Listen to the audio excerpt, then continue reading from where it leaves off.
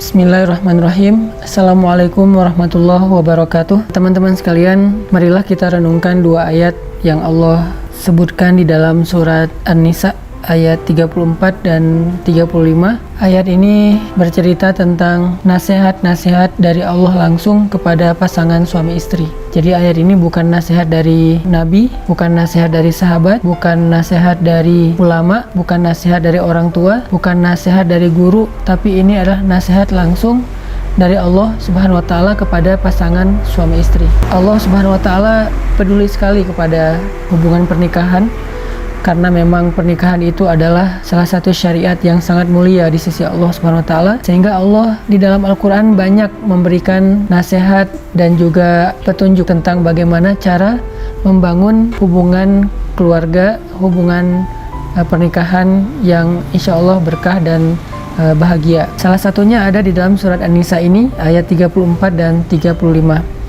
Di mana Allah Subhanahu wa taala berfirman, A'udzu billahi minasy syaithanir rajim. Bismillahirrahmanirrahim. Ar-rijalu qawwamuna 'alan nisa'i bima faddalallahu ba'dahum 'ala ba'd وبما أنفقوا من أموالهم فالصالحات قانتات حافظات للغيب بما حفظ الله واللاتي تخافون نشوزهن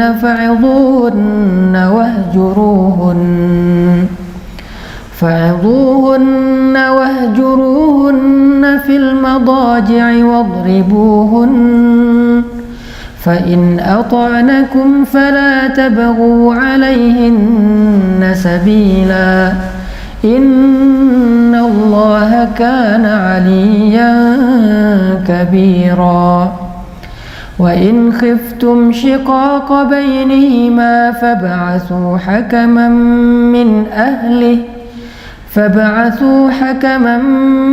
من أهله وحكما من أهلها إن يريدا إصلاحا يوفق الله بينهما إن الله كان عليما خبيرا. Laki-laki atau suami adalah pelindung bagi perempuan atau istri, karena Allah telah memberikan kelebihan sebagian mereka, yaitu laki-laki, atas sebagian yang lain, yaitu perempuan. Dan karena laki-laki berkewajiban memberikan nafkah dari hartanya, maka perempuan-perempuan yang solihah itu adalah perempuan-perempuan yang taat kepada Allah, perempuan-perempuan yang mampu menjaga dirinya ketika suaminya tidak bersamanya, karena Allah telah menjaga mereka dengan syariatnya. Sedangkan perempuan-perempuan yang kamu khawatirkan akan berbuat kesalahan atau nusyuz, hendaklah kalian memberi mereka nasihat yang baik. Jika tidak berhasil, maka pisahkanlah tempat tidur mereka. Jika tidak berhasil, maka pukullah mereka dengan pukulan yang tidak menyakiti atau melukai. Tetapi jika mereka mentaati kalian, janganlah kalian sekali-kali mencari-cari jalan untuk menyakiti mereka. Sungguh Allah Maha Tinggi lagi Maha Besar. Dan jika kalian khawatir terjadi perselisihan di antara keduanya, maka utuslah seorang yang bisa mendamaikan di antara keduanya dari keluarga laki-laki dan juga dari keluarga perempuan. Jika keduanya bermaksud mengadakan perbaikan, niscaya Allah akan memberikan taufik kepada suami istri itu. Sungguh Allah Maha Teliti dan Maha Mengetahui.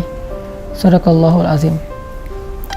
Teman-teman sekalian, inilah salah satu di antara sekian banyak ayat-ayat Al-Quran yang isinya berupa petunjuk dan juga nasihat bagi pasangan suami istri dan bagi keluarga yang beriman. Kenapa nasihat-nasihat tentang keluarga dan pernikahan ini banyak di dalam Al-Quran?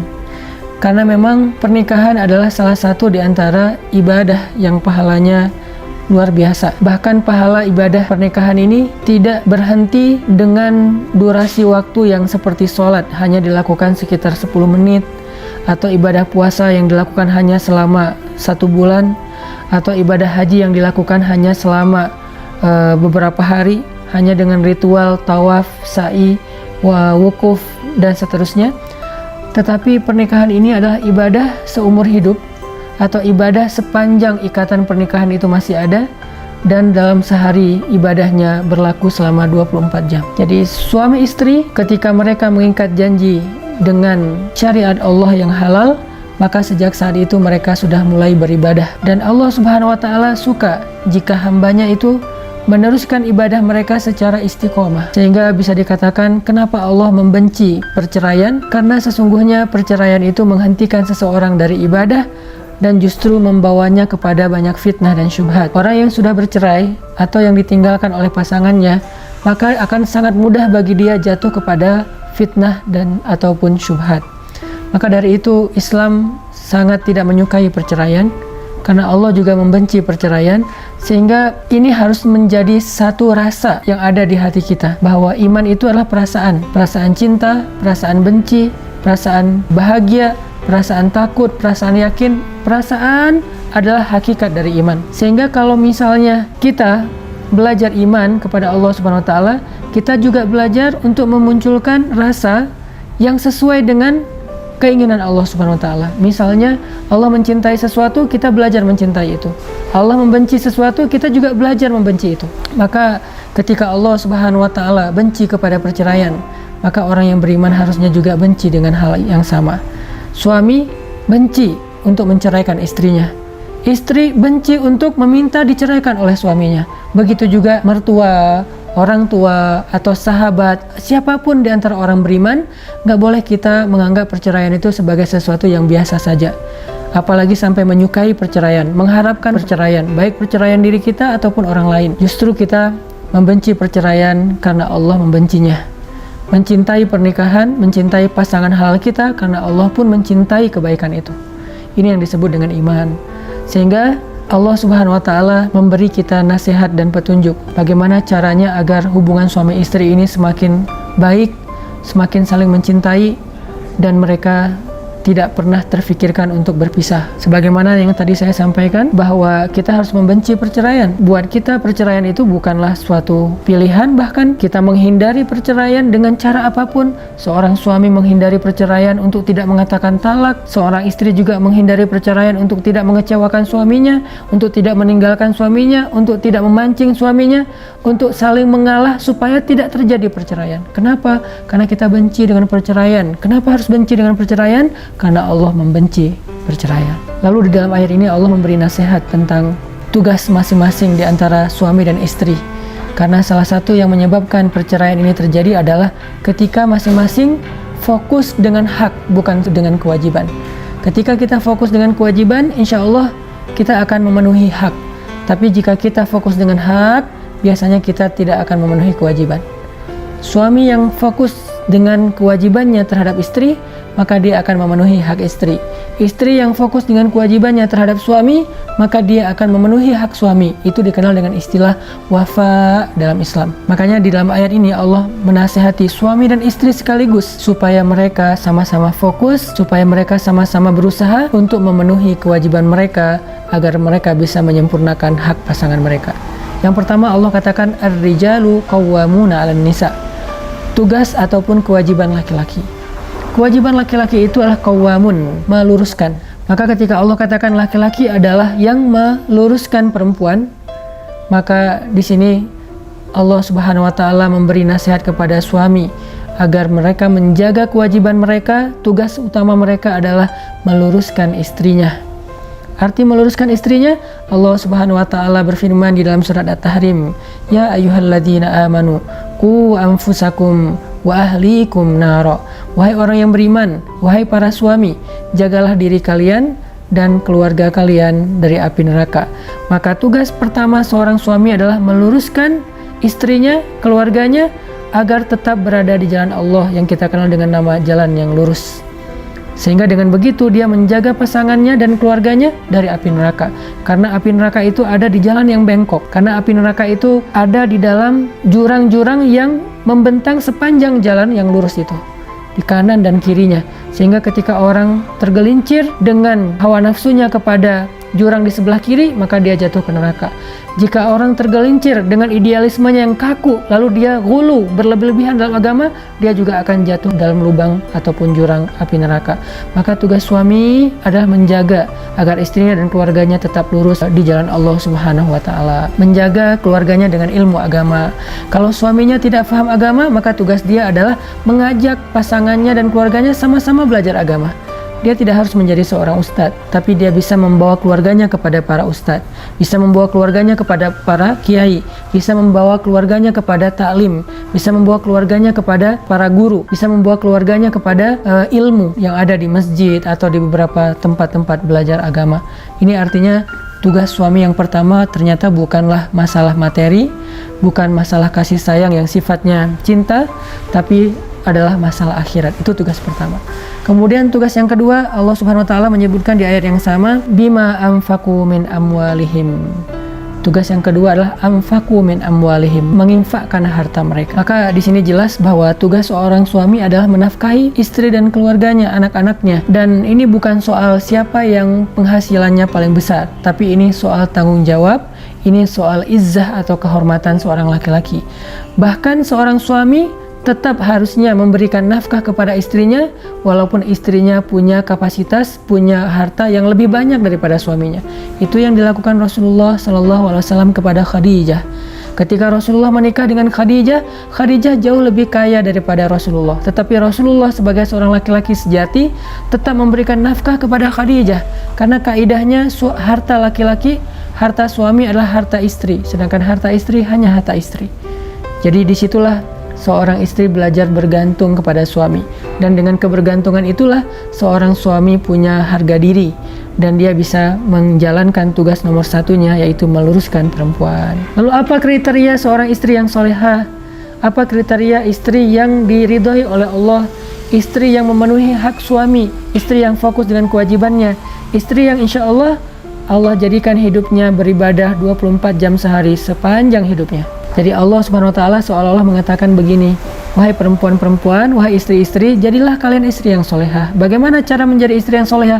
Ada dua nasihatnya, qanitat, hafizat. Apa arti qanitat dan hafizat? Qanitat adalah sikap istri ketika dia bersama dengan suaminya.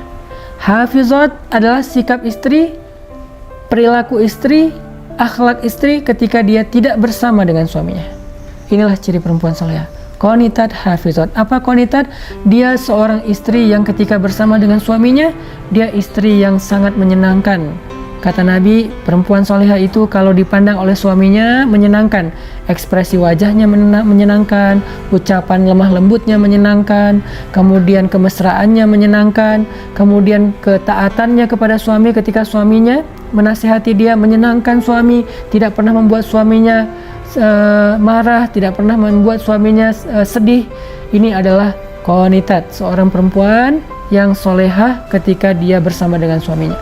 Kemudian yang kedua, hafizat. Hafizat artinya solehah ketika dia tidak bersama dengan suaminya. Kapan? Ketika suaminya pergi dan dia di rumah menjaga dirinya, tidak mengkhianati suaminya, atau ketika dia keluar rumah sendiri, bagaimana cara dia berpakaian, bagaimana cara dia bergaul, bagaimana cara dia menjaga dirinya, batasan-batasannya sebagai muslimah walaupun dia bekerja, karena tidak masalah muslimah bekerja selama dia mampu menjaga batasan. Termasuk hafizat, perempuan yang mampu menjaga dirinya di sosial media, karena mungkin suaminya tidak selalu bisa memantau dia ketika dia japrian sama laki-laki lain, ketika dia satu grup sama orang lain, ketika dia di akun-akun sosial media dengan orang lain, ada yang DM, ada yang komen, posting, live streaming, dan seterusnya, dia mampu menjaga dirinya meskipun tidak ada suami di sebelahnya. Ketika dia mengetik teks yang dikirimkan kepada orang lain, laki-laki, seolah-olah ada suami di sebelahnya, seolah-olah suaminya melihat apa yang dia tuliskan, dia memperhatikan emotikon yang dia pakai, dan seterusnya. Inilah istri yang solehah, yang mampu menjaga dirinya ketika dia tidak sedang bersama dengan suaminya. Lalu setelah Allah memberikan nasihat kepada suami dan istri, Allah kemudian mengambil beberapa contoh konflik yang terjadi. Salah satunya adalah ketika istri tidak lagi patuh kepada suami. Apa tugas suami? Maka tugas suami ketika istrinya tidak patuh, fa'izuhun, nasihati mereka secara baik-baik. Menasihati secara baik-baik itu artinya bukan memarahi, bukan menjudge, tetapi mencari bahasa yang membuat istri merasa nyaman dengan nasihatnya. Atau bisa juga memberi nasihat secara tidak langsung, mungkin mengajak dia ke taklim supaya dia bisa mendengar nasihat yang dia inginkan dari seorang ulama dan seterusnya. Atau dia juga bisa mencari materi di YouTube atau mencari materi di sosial media yang kemudian dia perdengarkan kepada istrinya. Ini artinya kalau kita ngerasa kurang kapasitas agama, kita bisa menasihati istri kita melalui perantaraan ulama atau orang yang lebih mengerti agama. Kalau ternyata nasihat-nasihat ini tidak berhasil, tidak merubah dia sekian lama, bukan sehari 2 hari pastinya, tapi butuh waktu, ternyata tidak berubah, bahkan dia menolak nasihat ini, wahjuruhun, maka step berikutnya adalah pisah tempat tidur.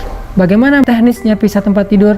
Istri tetap tidur di kamar, suaminya yang keluar. Jadi bukan istrinya yang di sofa, suaminya di kamar, tapi suaminya di sofa, istrinya di kamar. Kalau ternyata ini juga belum berhasil, bahwa istrinya tidak ngaruh pindah tempat tidur juga, dia makin nyaman tidur sendiri misalnya, maka wadribuhun, pukullah istrimu dengan pukulan yang tidak melukai dan menyakiti. Maksudnya gimana? Ini memang ada syariatnya, tetapi Nabi tidak pernah melakukannya. Ini syariat, tetapi sahabat hampir tidak ada yang melakukannya. Kenapa? Ini kondisinya sangat-sangat khusus. Memang kadang ada istri yang memang melakukan pelanggaran yang mungkin sudah terlalu kelewat batas dan memang harus ditegasi oleh suaminya. Tapi itu pun tidak boleh menyakiti dan melukai. Kalau pernah dipraktekkan oleh seorang ulama itu adalah pukulan di bagian pahanya atau di bagian lengannya, dengan pukulan yang hanya, bukan pukulan lebih tepatnya, mungkin hanya sekedar diingatkan gitu dengan satu sentuhan. Kamu jangan begitu, aku tidak suka kalau kamu begini dan seterusnya, dengarkan nasihat aku. Dan ini sama sekali bukan pukulan, cuman bahasanya saja pukulan. Tapi ada keterangan di dalam hadis yang tidak menyakiti, melukai, tidak boleh di wajah, tidak boleh di perut, tidak boleh di bagian-bagian yang bisa membahayakan dia. Tapi kalau istrinya taat, arti taat di sini mendengar nasihat suami, menyenangkan suami. Kalau dia sesekali salah, itu hal yang manusiawi. Yang dimaksud dengan kesalahan yang harus ditegasi di sini itu kesalahan yang bahkan secara syariat itu fatal, dosa besar misalnya. Tapi kalau hanya lupa, mungkin istri lagi baper karena dia lagi datang periodenya, maka ini masih dalam kategori taat karena itu manusiawi, masih wajar. Maka kalau dia taat, janganlah kalian wahai suami-suami mencari-cari cara untuk menyusahkan mereka, menjudge mereka, menuduh mereka dengan tuduhan macam-macam, apalagi sampai mengancam untuk menceraikan mereka. Ini nggak boleh, ini dosa besar bagi seorang suami. Lalu ditutup dengan nasihat lain, kalau juga ternyata kalian tidak bisa menyelesaikannya sendiri, maka datangkanlah seorang hakim. Hakim di sini bisa perwakilan masing-masing keluarga, suami istri, bisa juga orang bijak di luar mereka, untuk bisa mengislah. Islah itu mendamaikan. Maka mendamaikan di antara suami istri salah satu di antara tugas mulia. Jadi kalau suami ini punya sahabat, istri ini punya sahabat atau keluarga yang bisa menjadi juru damai, maka orang yang mendamaikan ini mendapatkan pahala yang sangat besar di sisi Allah Subhanahu wa taala. Inilah di antara nasihat-nasihat Al-Qur'an tentang bagaimana menjadi pasangan yang diridhoi Allah, bagaimana menjadi suami yang beribadah 24 jam sehari, istri yang beribadah 24 jam sehari, yang dijanjikan surga oleh Allah, bagaimana menjaga hubungan pernikahan sampai akhir hayat, tentang betapa Allah tuh benci dengan perceraian, sehingga kita juga belajar membenci perceraian. Nggak boleh mengharapkan perceraian, baik perceraian kita atau orang lain, nggak boleh. Tapi kita harus benci dengan perceraian. Itu ibadah, membenci ibadah, tapi membenci yang Allah benci. Mencintai ibadah, mencintai apa yang Allah cintai, dan seterusnya. Dan juga nasihat tentang bagaimana menjaga hubungan rumah tangga ketika dia terancam dengan perceraian ataupun konflik, termasuk bahkan melibatkan orang di luar circle rumah tangga kita yang bisa menjadi penengah untuk mengislah demi menjaga hubungan pernikahan. Mudah-mudahan ini jadi motivasi booster buat pasangan-pasangan muda yang mungkin awal-awal menikah itu masih emosional, masih tahapan beradaptasi, dan itu hal yang wajar, semua orang mengalami. Jangankan kita, orang yang lebih soleh dari kita pun, Nabi dan para sahabat juga pernah mengalami dinamika keluarga yang kadang-kadang pasang dan surut. Itu hal yang sangat biasa. Jangan langsung kita berputus asa dan menyimpulkan bahwa sepertinya kita tidak cocok, sepertinya saya salah pilih, atau saya menyesal atau apapun. Enggak, ini nih kita akan mengalami hal yang sama dengan siapapun. Kalau kita berpikir ini salah pilih, nanti kita mencari yang lain, apakah kita akan terhindar dari masalah ini? Bahkan mungkin lebih parah. Makanya ya Allah udah titipkan dalam hidup kita, itu adalah amanah, maka jadikanlah diri kita sebagai orang yang bisa menunaikan amanah dan ikhlas beribadah lewat pernikahan. Barakallahu fiik. Assalamualaikum warahmatullahi wabarakatuh.